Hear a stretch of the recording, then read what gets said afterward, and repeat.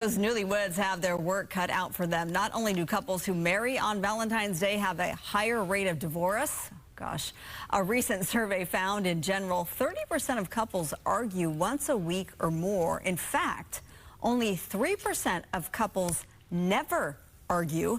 Linda and Charlie Bloom have been married since 1972.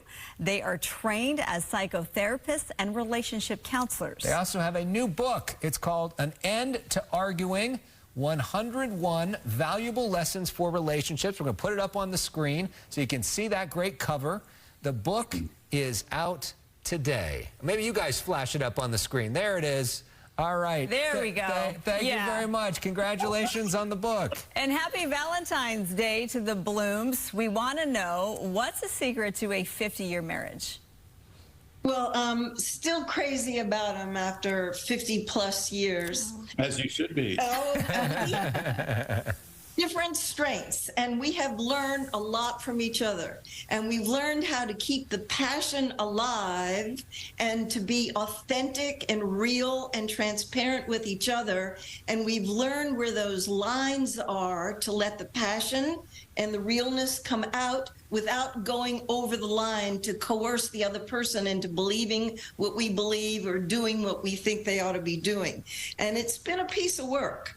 But we paid attention, we're good students, and we've written it down in the book, giving people tips to save them some trouble. Yeah, and Charlie, what are 3 words to never use in an argument, and why? I think the words that you're referring to are the title of one of our chapters. And the 3 words are, "You're being defensive." And oh, no. If you've ever said that to your partner, whether they have been defensive or not, they certainly will be after you accuse them of being that way. So we get defensive when we have arguments, and we try to control each other, and we try to coerce each other into seeing things our way. And that can be, it's inevitable that we're going to have differences. But when we have those kinds of interchanges, it can get very dicey, and it can take us into dangerous territory if we don't resolve them. So we don't want people to feel defensive. We don't want to make them feel like they're being controlled or coerced or attacked. We want to keep things safe, but at the same time to be honest. And those are the 2 main challenges of committed partnerships: is you've got to be willing to tell the truth, be vulnerable, be honest, keep it safe, and at the same time, make sure that you're getting your needs fulfilled. Such valuable information, Charlie.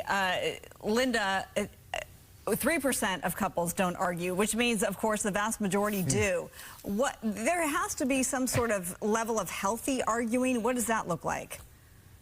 The healthy interchange is telling the truth of your own experience, but without the blame and judgment. So you're staying with what you feel and what you need, which sometimes is, I feel resentful, or I feel angry, but not acting it out. And this is so key. Underneath the anger, there is almost always hurt and fear. But the anger can be so hot and so big and so overpowering that it distracts people from the more tender, vulnerable feelings. When people take a pause, just a breath or 2 can be enough to contact their vulnerable feelings and to have the courage to expose them to their partner.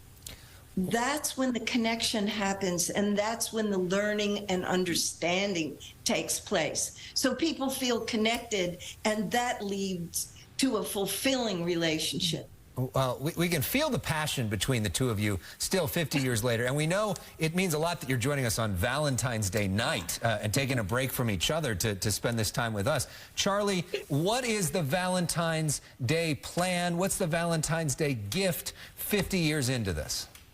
Well, one of my secrets is to always let the woman go first, and so I have let her go first. And also, I gave Linda permission to, she's the planner in the relationship, to decide what it was that, how we were going to spend the rest of today after this this interview. Do you want to tell them? Yes, we're doing something we've never done before because we feel it's important to risk and be on our growing edge. And we're going to sing love songs to each other. Oh my For gosh. Charlie, it's not such a big stretch, but for me, it's a huge stretch. Oh my but we're goodness. You're getting me choked Like up. what song? You two are just something else. Tell them what song. the first time I ever saw your face. Oh. Beautiful love song. It just brings tears.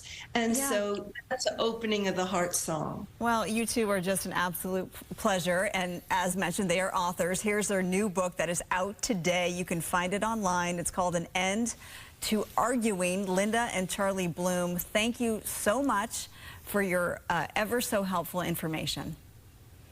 Thank you for having us. Happy Been a pleasure. Valentine's Day. What a delight.